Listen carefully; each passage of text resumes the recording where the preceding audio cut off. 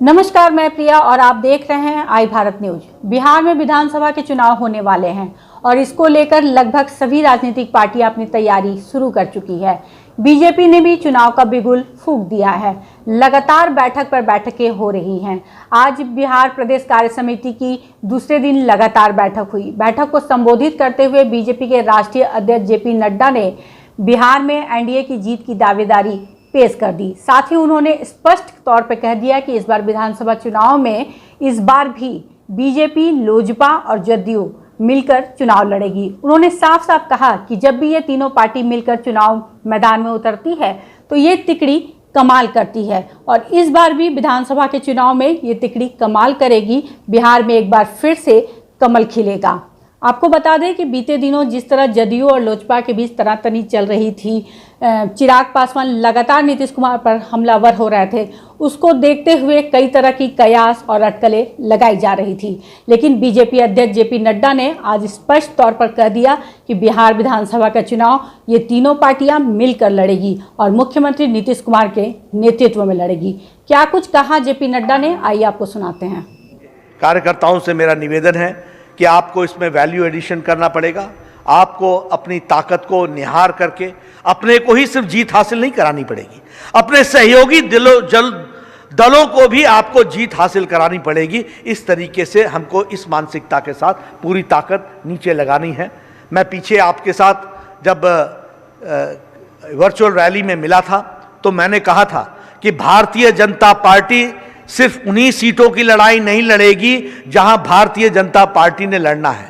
Bharatiya Janata party एक एक booth पर वो चुनाव लड़ेगी और एक एक बूथ पर विजय हासिल हो, इसकी रणनीति बनाएगी। इस दृष्टि से हमको काम करना है। इसलिए we have to add value not only to BJP but to our alliance partners also. उनको भी हमको शक्ति देनी है, उनको भी हमको ताकत देनी है और हम सब मिलकर के ये हम आगे बढ़ें, इसके हमको चिंता करने की जरूरत है। एक बात मैं जरूर कहना चाहूँगा, हम संक्रमण काल में चुनाव लड़ रहे हैं। There are challenges and there challenges are immense. बहुत किस्म की चैलेंजेस हैं। हम कोविड से लड़ करके हटे हैं, बाढ़ से हम लड़ रहे हैं, आगे चल करके चुनाव आएगा, अपनी जान की भी व्यवस्था करनी है। कोविड का संक्रमण इस साल के अंत तक तो रहने वाला ही है, यह मान करके चले। अपनी रक्षा भी करनी है और रक्षा करने के साथ साथ राजनीतिक मुद्दों को जनता तक पहुंचाना है, यह हमारी कोशिश होनी चाहिए। इसलिए मैं आपसे निवेदन करूंगा कि छोटी छोटी meetings, small door to door campaign, मैंने अभी पता लगाया था कार्यकर्ताओं से। भूपेंद्र यादव जी ने बहुत एग्जॉस्टिव संजय जायसवाल जी के साथ और हमारे पदाधिकारियों के साथ मिलकर के मुझे जानकारी मिली कि आप लोगों ने मंडल तक के कार्यकर्ताओं से वीडियो कॉन्फ्रेंसिंग और वर्चुअल कॉन्फ्रेंस के माध्यम से उनकी राय शुमारी की, उनसे आपने बहुत सी चर्चाएं की। उस चर्चा में यह ध्यान में आया कि सबसे effective campaign door to door campaign रहने वाला है। इसलिए मेरा निवेदन है कि भारतीय जनता पार्टी का कार्यकर्ता इसके लिए तैयार हो जाए। हमको अपनी जान की रक्षा भी करनी है, फिजिकल डिस्टेंसिंग भी करनी है, सोशल डिस्टेंसिंग भी रखनी है और सोशल डिस्टेंसिंग के साथ साथ हमको अपने कैंपेन को नीचे तक ले जाना है। उसकी हमको चिंता करनी चाहिए, उसको हमको ध्यान में रखना चाहिए।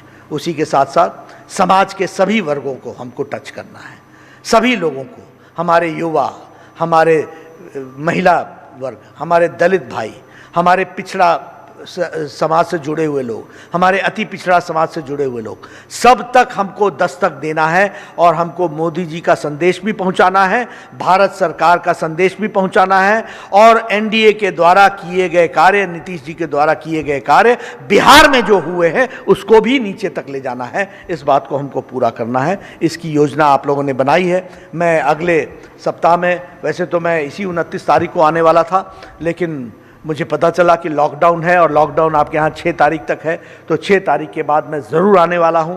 कोर कमेटी की बैठक भी लूँगा। हमने पीछे कुछ टास्क दिए हैं, उसके बारे में हमको उसकी चर्चा भी करनी है और उसको आगे बढ़ाने के लिए हमको काम करना है।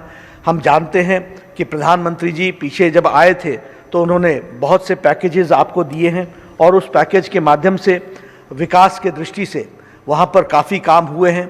पटना मेट्रो का शिलान्यास हुआ था, उसी तरीके से इंफ्रास्ट्रक्चर में रोड्स, ब्रिजेस, इनके लिए भी काम हुआ है।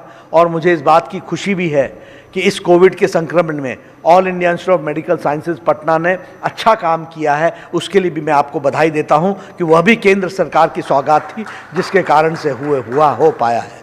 मित्रों, आप सब लोग मुझसे बेहतर जानते हैं कि बिहार के लिए प्रधानमंत्री जी ने क्या क्या कार्य किए हैं, और आपको ये मालूम है कि जो पैकेज बिहार को दिया गया था, लेटर एंड स्पिरिट में वह पैकेज पूरा किया गया है, बिहार की धरती पर उतारा गया है, इसको समझना चाहिए। मैं जब आपके सामने आऊंगा तो आपको उसकी सारी डिटेल्स भी दूंगा।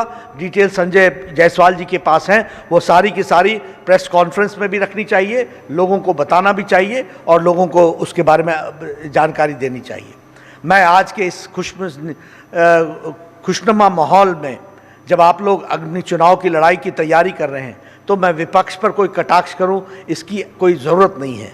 लेकिन मैं एक बात ज़रूर कहता हूं कि विपक्ष बिहार या अन्य स्थानों पर भी it has become a spent force. ये खत्म हुई फोर्स है, इसके पास कोई ताकत नहीं है, न विचार है, न दृष्टि है, न कुछ आगे लोगों की सेवा करने का मन में कोई संकल्प है। यह सिर्फ राजनीति, थोथी राजनीति, हल्की राजनीति, इससे ऊपर नहीं उठ सकते हैं। इसलिए मेरा आपसे निवेदन है कि बिहार की जनता को आशा है तो बीजेपी से आशा है, बिहार की जनता को आशा है तो एनडीए से आशा है, बिहार की जनता को आशा है तो वो हम लोगों से आशा है कि हम उनकी तस्वीर और तकदीर बदलेंगे, और हम ये गर्व के साथ कह सकते हैं कि हमने बदलने में अपना योगदान किया है और आगे भी करेंगे। इसको हमको समझना चाहिए।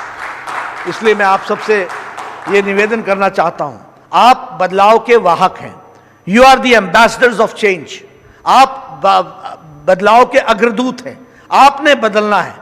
इसलिए भारतीय जनता पार्टी का कार्यकर्ता जब भी जनता के बीच में जाए तो वो ये ध्यान में रखे कि आशा है तो उससे है, और उस आशा को निभाने का जिम्मा है तो उसके कंधों पर है, और उसको पूरा करना है। इस बात को ध्यान में लेकर के हमको आगे बढ़ना है। मित्रों, मुझे अच्छा नहीं लग रहा है कि मैं आपसे दिल्ली से बात कर रहा हूं।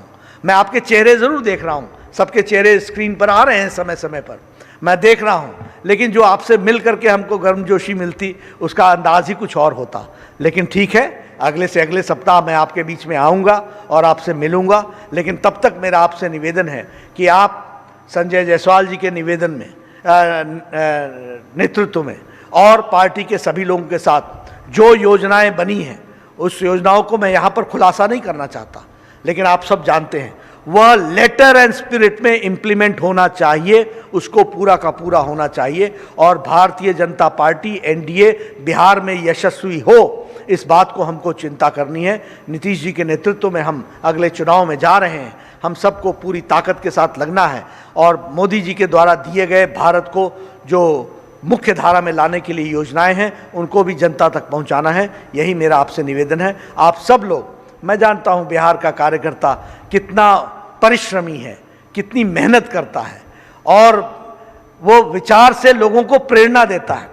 उसी प्रेरणा का नतीजा मैं भी हूं, वहीं से प्रेरणा मैंने भी ली है। यहां रविशंकर जी बैठे हैं, पहली बार वो जयप्रकाश नारायण का आंदोलन, इमरजेंसी का दिन, कॉलेज में मीटिंग करना मुश्किल था।